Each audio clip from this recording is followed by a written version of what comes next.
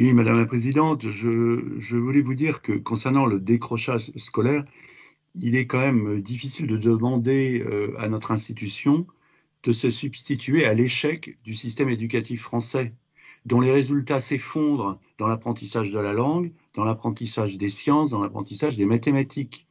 Euh, il est quand même assez extraordinaire que les enseignants qui se prétendent, hein, comme un certain nombre de catégories de fonctionnaires, des sortes de phares vis-à-vis de la société.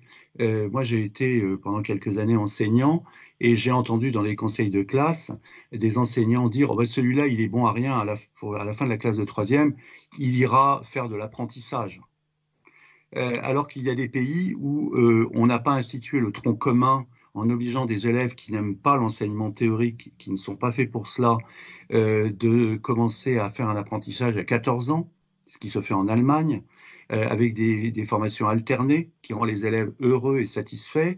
Et je rappelle qu'un des PDG de Volkswagen avait suivi cette filière. Il avait cessé d'étudier à l'âge de 14 ans. Il était devenu ingénieur et ensuite dirigeant de Volkswagen. Donc, il était d'ailleurs d'origine française et ses parents l'avaient, en habitant en Allemagne, l'avaient intégré dans le système allemand pour des raisons professionnelles.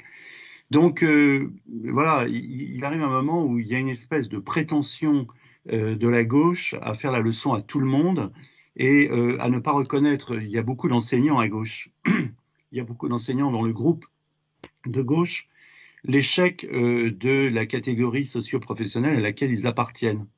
Et je dois dire que j'en ai un peu, moi, par-dessus la tête.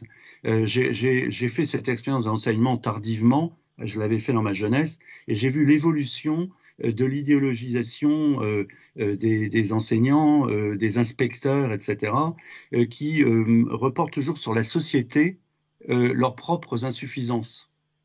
Donc, si vous voulez, il y a des décrocheurs aujourd'hui, c'est une réalité. Il y a aussi des familles éclatées à cause des idéologies de gauche post-68, avec des enfants effectivement qui ne sont plus suivis par les parents, qui ne sont plus éduqués par leurs parents. Ça n'est pas à l'institution scolaire peut-être d'éduquer, elle doit instruire, elle ne le fait plus, les résultats en témoignent, et ça n'est quand même pas la région qui va non plus éduquer. Alors qu'on s'intéresse aux décrocheurs parce que c'est un véritable problème social, oui, mais qu'on n'oublie pas l'arrière-plan général de cet état de fait. Et je trouve là, il y a vraiment quelque chose d'assez choquant, je veux dire, de mettre en cause, moi je ne suis pas membre de la majorité, je suis opposant, voilà, mais voilà, il y a quelque chose d'assez injuste même, et je trouve les personnes qui, dans notre région, suivent la gestion des lycées qui leur a été confiée par l'État, il y a des pays où d'ailleurs les lycées, je pense aux Länder allemands, les Länder allemands ont également la possibilité d'organiser les budgets et c'est eux qui salarient les enseignants, qui font leur carrière, ce qui permet d'avoir une véritable influence sur l'ensemble du système. C'est comme d'ailleurs pour la SNCF dont on parlait tout à l'heure, l'État se défausse toujours sur les collectivités de ses propres insuffisances, de son absence de gestion et ensuite, il dit aux régions, ben, vous allez vous en occuper, euh, sans donner les moyens complets, ni administratifs, ni politiques, ni financiers. Donc voilà, moi, bon, certainement, la région ne fait pas tout bien dans ce domaine-là, mais je pense qu'on est quand même une des régions qui fait au mieux.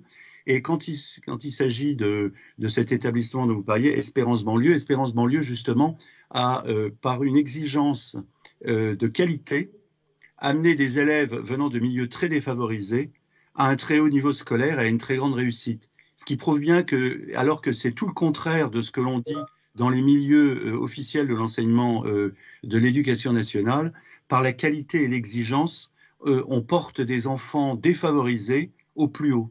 Voilà. Et moi, c'est ce que j'ai connu. J'ai 65 ans. J'ai vu des enfants, quand j'étais en classe de milieux très défavorisés, devenir, certains de mes camarades sont devenus polytechniciens, ce que j'étais incapable de faire d'ailleurs. Et c'est très bien comme cela. Aujourd'hui, effectivement, ce sont souvent les enfants d'enseignants, d'ailleurs, j'observe, qui font des études, ce qui prouve bien que les parents, les enseignants, parents, s'occupent particulièrement de leurs enfants. Donc, vous voyez, il y a toujours dans ce discours de la gauche beaucoup de contradictions, beaucoup d'idéologie et beaucoup d'irresponsabilité.